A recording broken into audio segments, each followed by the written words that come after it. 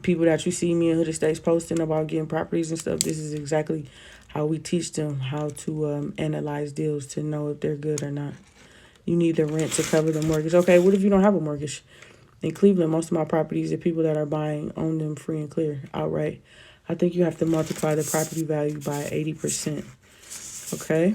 With Airbnb is the same as renting out a house. Conceptually, yes, but it's a different process. Okay, cool. So y'all are new. All right, so we'll do this. So in Cleveland, the account I'm on, I'm his daughter Misha. I'm all right. Oh, okay, cool. All right. I want to purchase a property. How much? Oh yeah, Gianna, talk your talk, baby. She says, I don't have a mortgage out there. I own it free and clear. Determine the renovation cost by square feet. Okay, so you've been watching my lives for sure. Put 10,000 down and mortgage it. Yeah, you don't always have to get a mortgage. Okay, so again, for those of you who don't know, Cleveland, the reason why Cleveland is a very attractive market for real estate investing is because we have low cost of entry, and it's kind of like a double-edged sword. Because we have a low cost of entry, it means that in a lot of our metro or urban areas there are not high property values. So that's not necessarily a good thing. But at the same time, we have a solid rental market. So while you may not have a property worth $150,000, it could still bring you in $1,000 a month, or nine, anywhere between $9 and $1,000 a month off of a $50,000-$60,000 purchase, which are amazing numbers. So let's do that. Okay, so the last deal, I'll just give y'all the backstory so you can understand, and then we'll work the front end of it.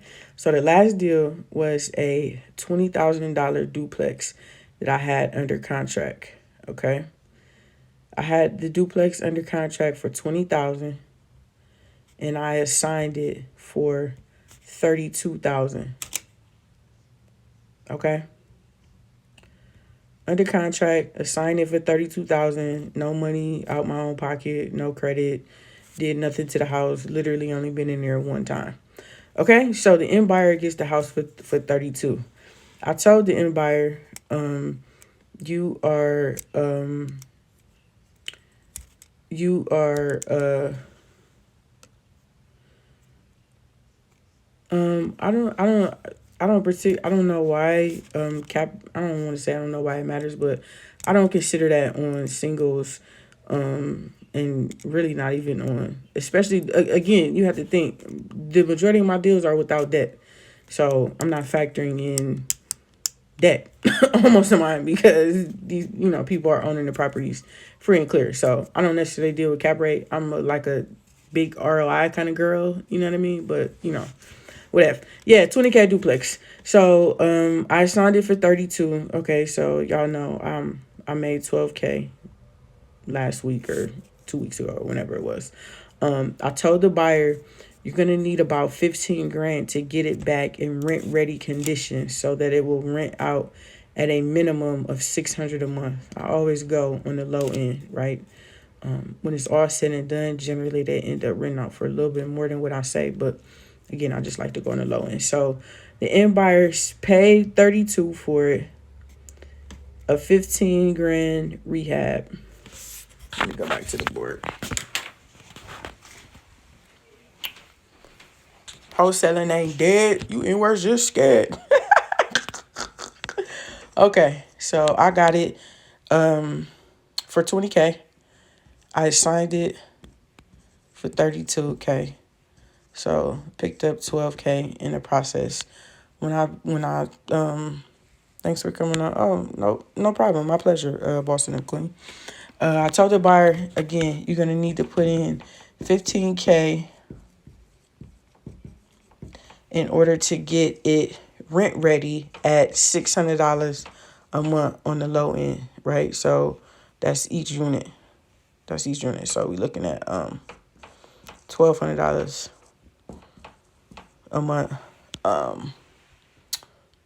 in cash flow. So 7, 4. We're gonna call plus 3K closing costs, fees. So we'll call it the end buyer is all in at 50K, right?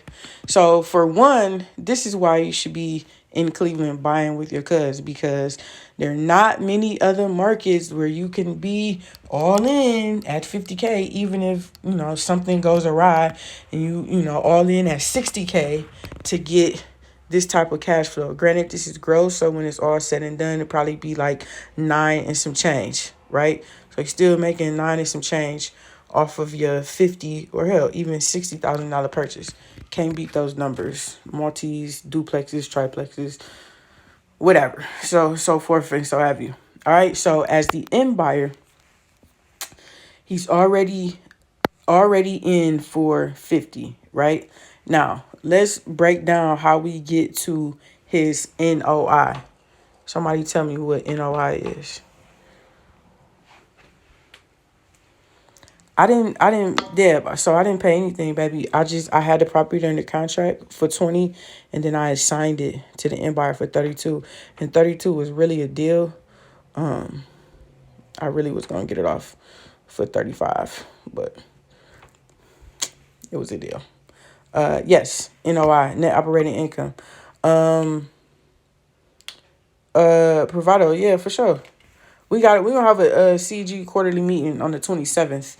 And this is what our next one is gonna be like. I figured out how to do the property. Like, I got it all together now. So this is where we at with it. For real, for real. Anyway, another conversation for another day. All right, so you're right. NOI is net operating income. So that's basically saying this is the cute part of real estate that they post about on Instagram and stuff like that. But they don't tell you that out of this, you still got to pay bills. So that's not really what you take home, right? So you know how they tell you, like, yeah, you can come here and make $15 an hour, and then you multiply 15 by 40, thinking like, oh, okay, this would be kind of all right or whatever. And then when you get your check, it's like 35% less than that. Okay, so that's what this is about. So our end buyer has paid the 50. He now owns this property. He's taking care of the repairs. Let's just say the property, he ends up renting each unit out for $625, which is very common in Cleveland. Okay, so $625 to 045. So that's 12. So he's bringing in $1,250 a month cash flow. All right, let's go through what will have to be taken out of this. I need to learn this. You paid nothing? No, I paid nothing. I paid the cost to be the boss. You hear me? Okay, so we start out with $1,250 a month in cash flow. Oh, this is one other thing that I want to add to y'all. Now, somebody tell me, we talked about this in one of my lives before, but somebody tell me what is another way to generate income in this situation. So this is our monthly cash flow from the rental in our duplex. This is a duplex, so 2 units, one up, one down. What is another way to generate income from this property?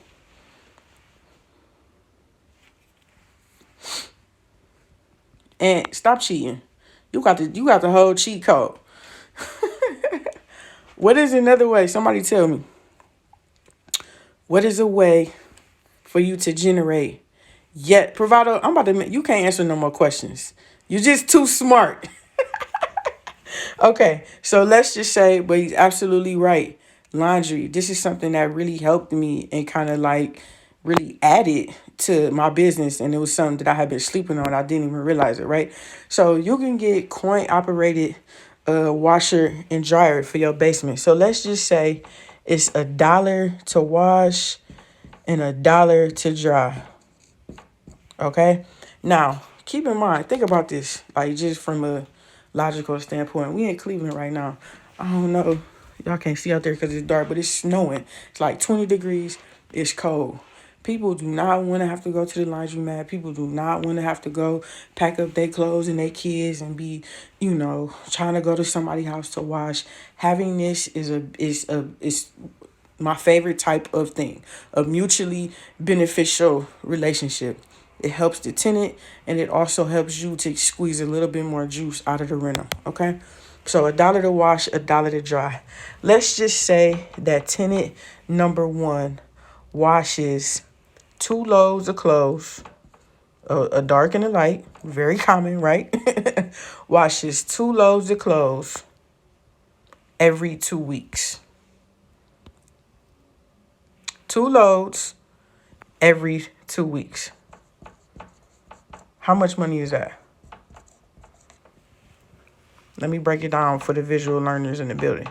So the first week, we washed 1 load, which is $1. We washed another load, which is $1. Huh? Second week, we washed another load. That's $1.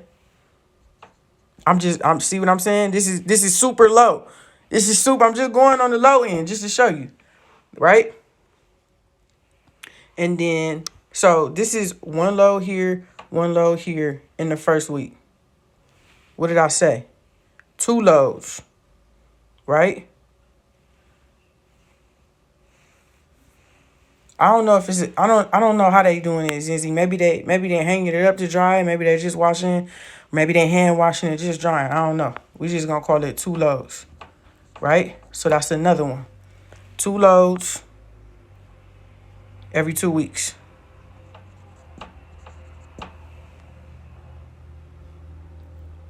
Got it?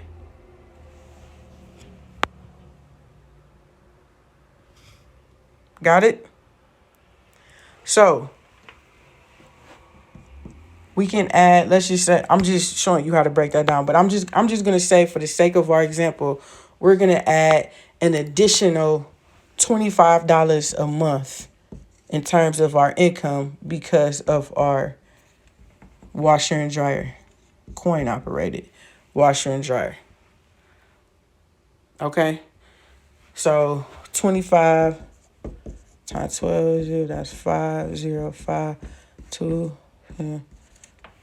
So extra $300 a year. I'll take it. And a bunch of happy ass tenants. Trust me, they will love you for life for this. Okay, so now we got our nope, that's not 7, that's 5. We have our monthly cash flow at $12.75, thanks to our handy dandy coin operated washer and dryer. Okay, now Aunt earlier told us that we were going to have to account every month for, what did he say? He said taxes, he said insurance, he said property management, he said vacancy. Is there anything that Aunt missed that we should be looking to account for monthly? Any other expenses? These are, it's the beautiful thing about money. You can't make none without having to pay some expenses. Always got to pay the bills. All right. Yes, sir. Utilities. Absolutely. Right? So in Cleveland, exactly. In Cleveland, for us, the tenants pay all of the utilities save for the water in most cases. Okay? So as for us, as being the buyer of this property and the future landlord of it, we're going to account for paying the water. Okay? And Provado, we're not gonna use any CapEx because, mind you, we just paid the 15. So this property is basically new.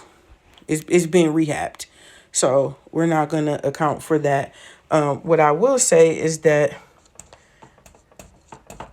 you can account for, I mean, it's basically like the same thing, a little deferred maintenance, but it's not going to be our general 10%, if you will, because again, we just spent the 15 to get the property rehabbed and in good shape.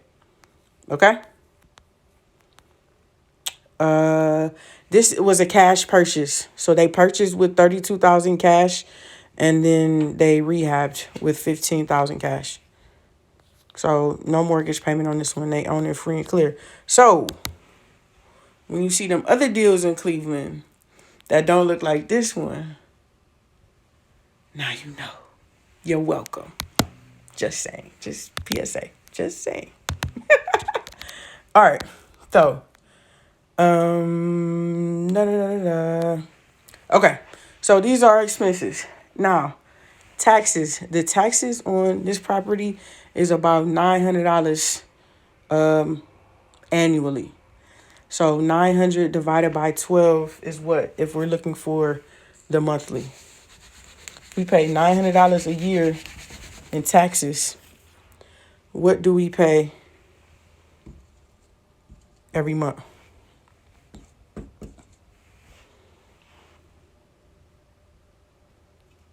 42,000 must be a nice property. Why you say above all that? 75. Okay. So minus 75 for our is it 75? Yeah, okay. 75 for our taxes. For the insurance on this property, it's gonna be about 1,200 to get everything that we need. That's another live for another day. We'll have to run through the type of coverage that you really need on your rental property. So 1,200 divided by 12 is what? Come on, y'all. 1,200.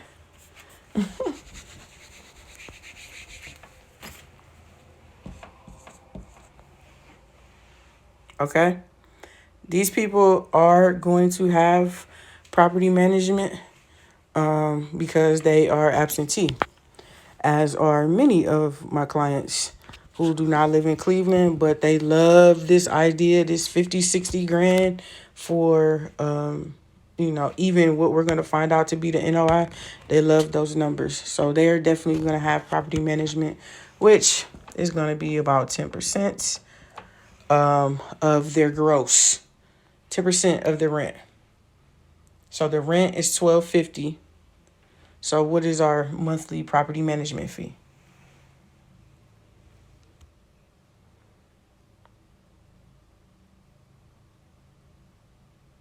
What is our monthly property management?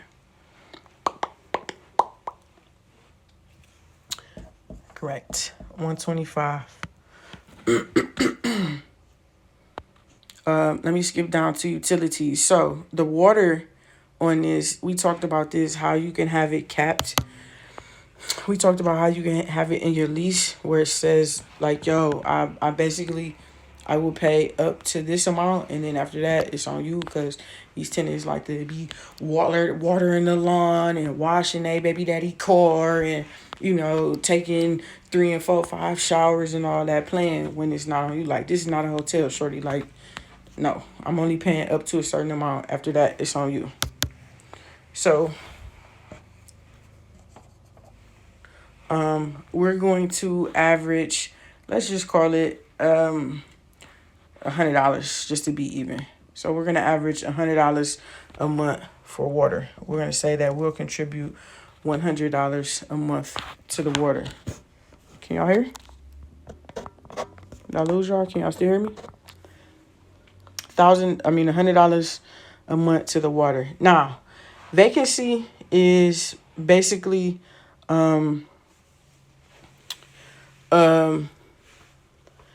well, and this there's really nothing to negotiate. Like in Cleveland, it ain't happening.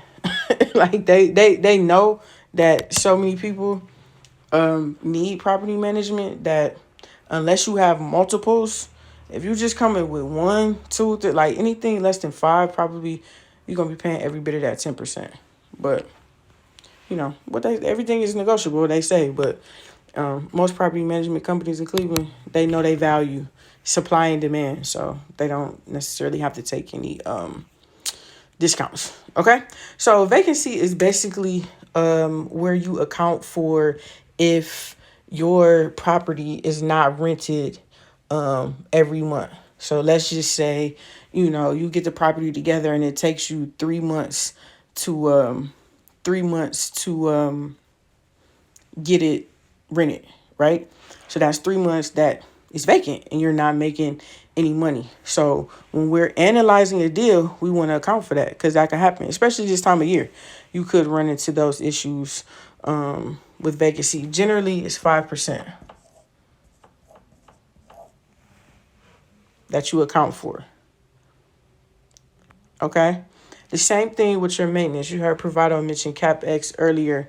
The reason why I don't necessarily account for that and term it that is because, again, I just rehabbed this property. So as far as I'm concerned, this is a new baby right here. She new. She shined up. She got her hair did, her nails done. She exfoliated. She got a new fit. You know what I mean? Her chakras is like she good to go.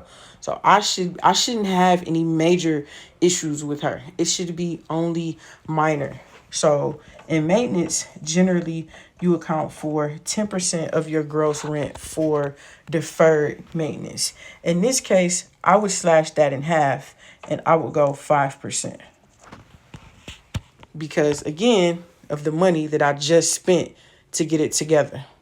So you still want to account for some deferred maintenance because, again, inevitably the pilot light will go out or somebody will clog the sink or somebody will break something or whatever the case may be. So you do want to have some sort of deferred maintenance fund.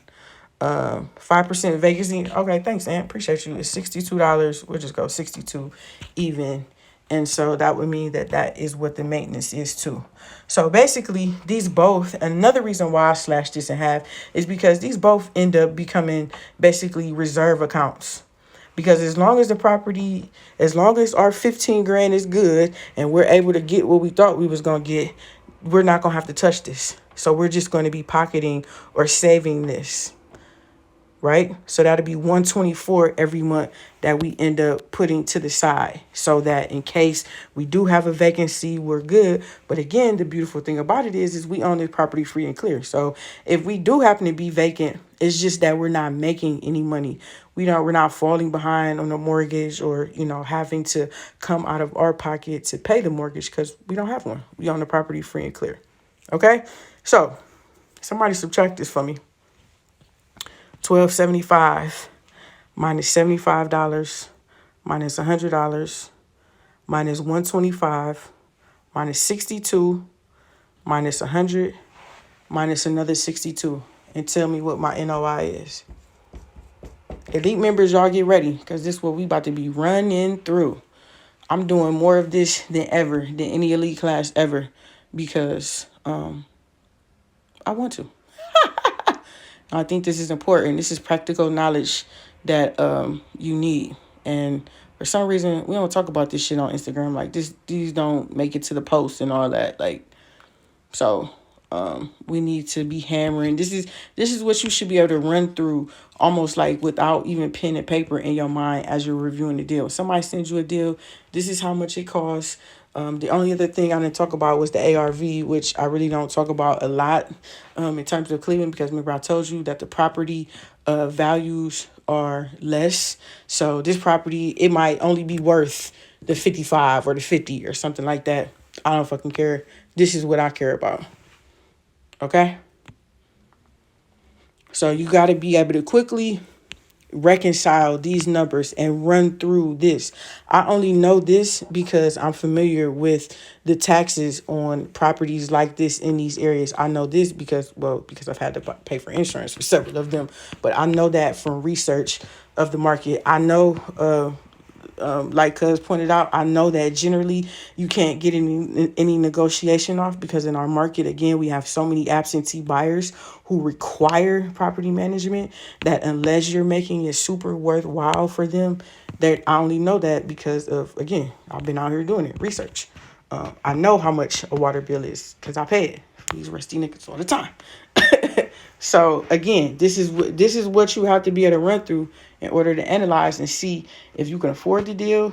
If we had to include some debt in here, see if you could afford it, and to also see if it's going to be in line with your investment goals in terms of the return on your investment. Okay, so wait a minute. 9,012. You must have did annually 300. Okay, so 751 less bail. Is that correct? I didn't do the math, so I'm trusting you. We got 826. Y'all gonna make me do the math? All right. Is it 751 or 826? 826 sounds. That's 325. 789. That's 500. 662. 1275 minus 316. Don't trust me. Oh my God. Okay, it is 751, unless I'm wrong too. Here are the numbers. It's 1275 minus 75 minus 100 minus 125 minus 62 minus 100 minus 62.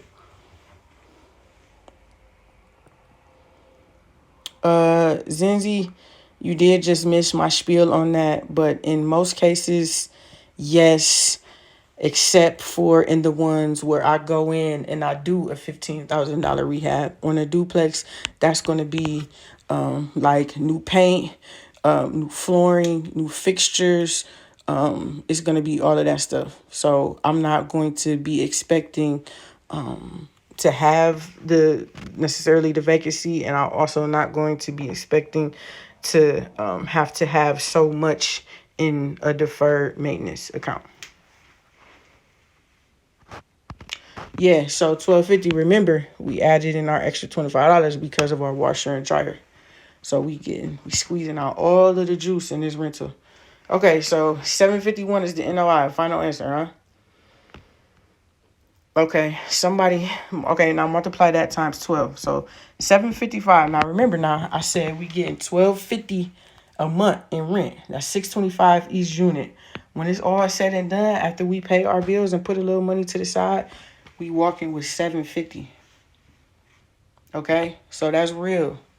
Again, this is like real life real estate.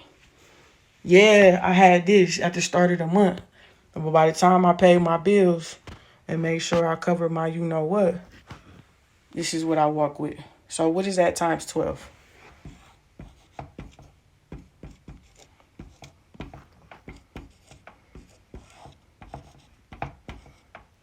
Oh, okay, 300. That's what you gave me earlier. $9,012. So this is what we make every year. Okay? $9,012 is what this property nets us. Keep in mind, that's important. Nets us each year. All right.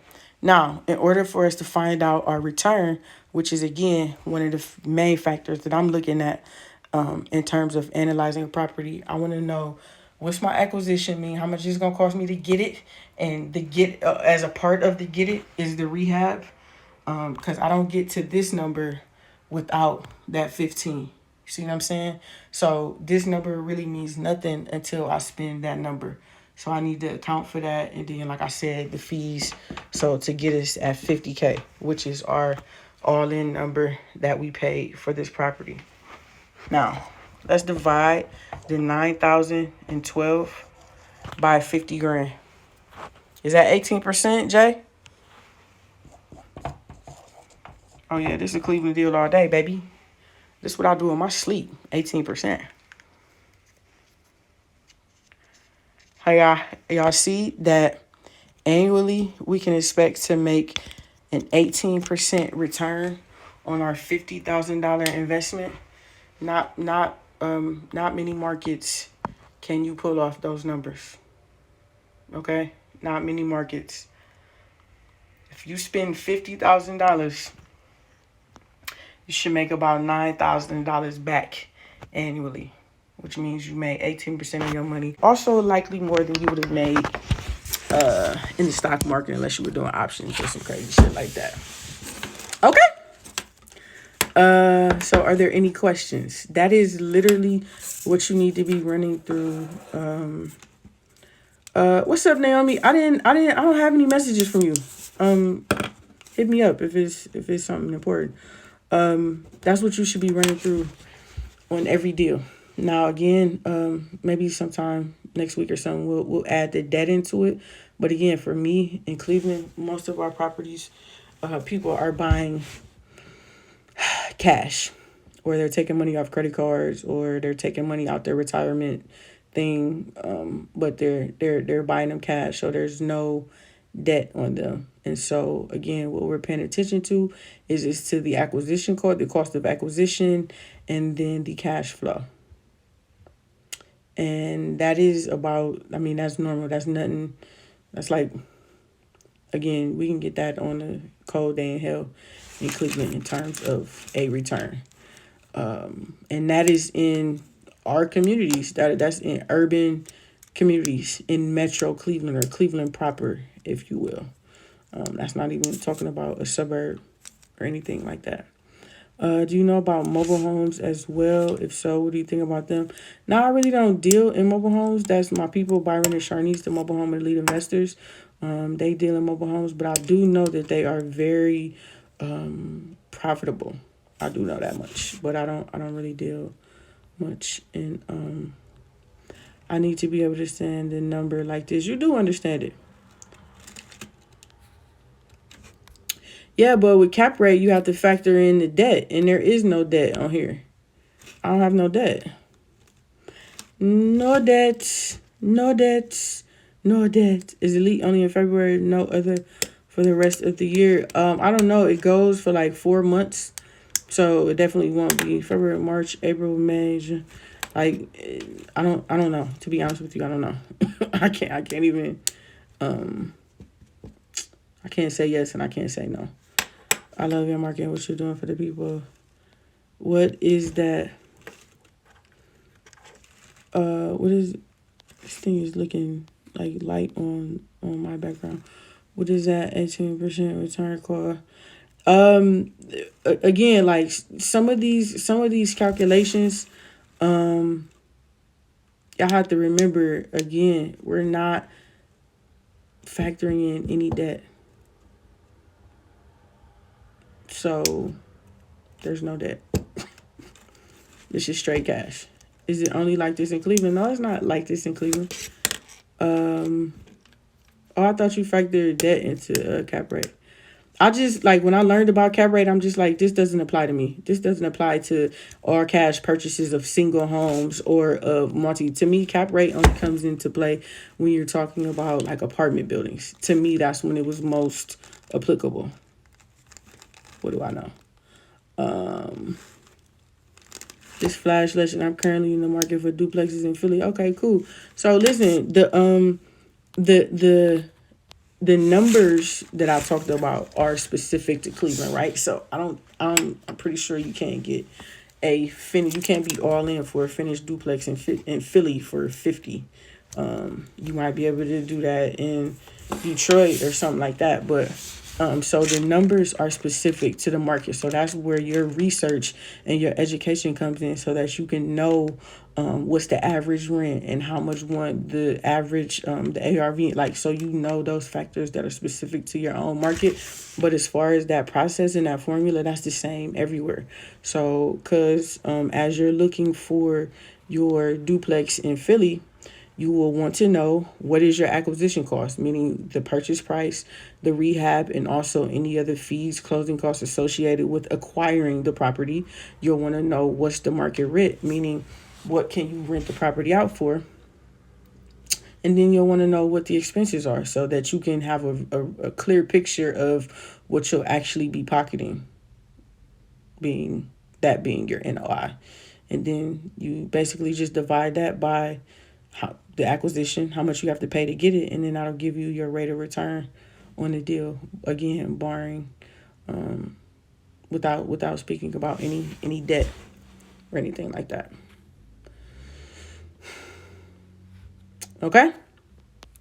So those are the numbers. Again, shout out to all my elite people. Y'all will be getting a lot more of this. We're going to be really diving deep into the practical side of real estate investing and really helping to move those of you who desire it to a place of actually owning, to going through this shopping for deals and being able to get them funded. So I'm looking forward to Elite 5 starting in February. If y'all have any questions about it, you can hit me or Pocky Hooded Stays Up in the DM. And without further ado, I'm going to close.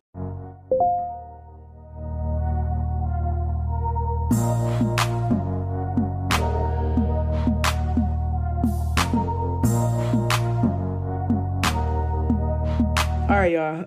Y'all be blessed. Have a good night. What's tomorrow? Friday. TGIF. We're gonna make some money this weekend. So y'all be blessed. I love y'all. Talk to y'all.